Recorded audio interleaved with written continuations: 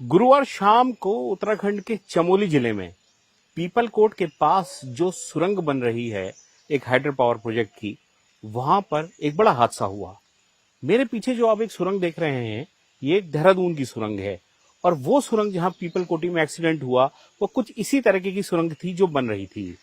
हुआ यूं कि सुरंग के एक कोने से ढेर सारा पानी एक साथ आया और उस दौरान वहां पे ऊपर से, जैसे समझिए, अब ऊपर आप छत देख सकते होंगे इस सुरंग की, वहां से ढेर सारा मलबा गिरने लगा। तो जो लोग अंदर काम कर रहे थे उनके ऊपर वो मलबा लगातार गिर गया, जिससे वहां अफरा तफरी का माहौल हुआ। ढेर सारा मलबा और ढेर सारा पानी एक साथ आया तो एक बड़ी घबराहट की स्थिति पैदा हुई और वहां पर देखते ही देखते आप कह सकते हैं कि ढेर सारा कीचड़ जैसे फैल जाता है।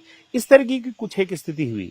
इस हादसे में अभी तक 12 लोगों को रेस्क्यू किया गया है, जबकि 7 लोगों की मौत हो गई है। 3 लोग अभी भी वहां पर गायब हैं। उनको ढूंढने की लगातार रेस्क्यू टीम्स कोशिश कर रही है।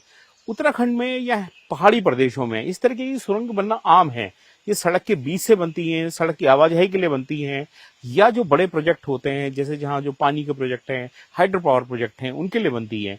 ये सुरंगों में दरअसल होता क्या है, बनती कैसे है, इसके मैकेनिक्स इस तरीके की है कि जैसे देखिए पहाड़ है पीछे, इसको जब बनाया गया होगा तो एक सिरे से खोदना शुरू किया गया होगा, धीरे धीरे खोदा गया होगा और टीम आगे बढ़ती चले गई होगी। इस तरीके से एक दूसरे मुहाने पे भी वो टीम पहुंची होगी और फिर धीरे धीरे इसको लगातार जैसे आगे बढ़ते गए उन्होंने उसको पक्का करते रहा होंगे और इस तरीके से सुरंग का निर्माण हुआ।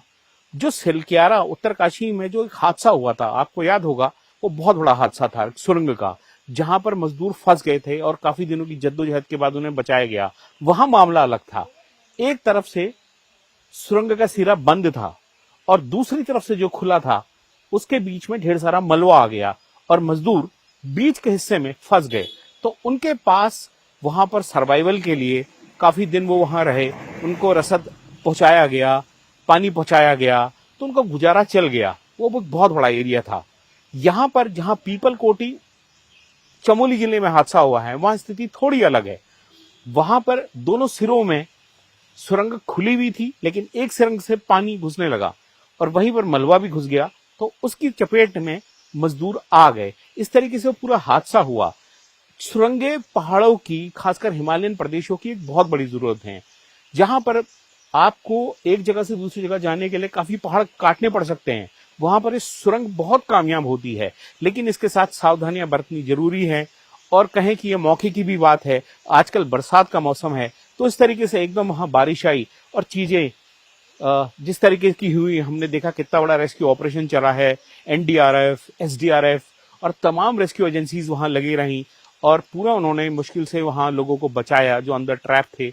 और जिन लोगों की मौत हो गई अफसोसजनक इस हादसे में, उनके लिए सरकार ने अपनी तरफ से कंपनसेशन घोषित किया है।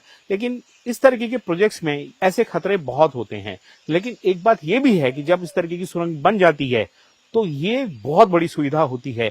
ये मैं जहां पर खड़ा हूं, देहरादून का डाट काली का बड़ा फेमस सुरंग माना जाता है। यहाँ पर एक मंदिर भी है और उसके साथ साथ ही सुरंग है।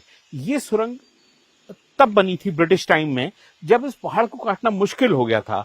इस सुरंग के दूसरी तरफ से जब आप जाते हैं, एंटर करते हैं और आगे को जाते हैं, तो उत्तर प्रदेश की सीमाएं लग जाती हैं और मैं जहां पर अभी खड़ा हूं ये उत्तराखंड की सीमाएं हैं। तो जब इसको बनाया गया तो तब भी बहुत दिक्कतें आई, ऐसा बताते हैं, लेकिन फिर इसको बहुत लोग लगे और आराम से ये पूरा प्रोजेक्ट काफी समय लेके बन के पूरा हो पाया।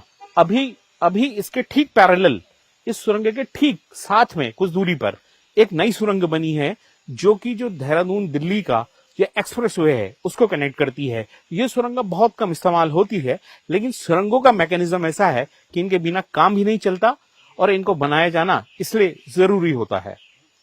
अनुपम त्रिवेदी अपने सहयोगी दीपक उपाध्याय के साथ, देहरादून से।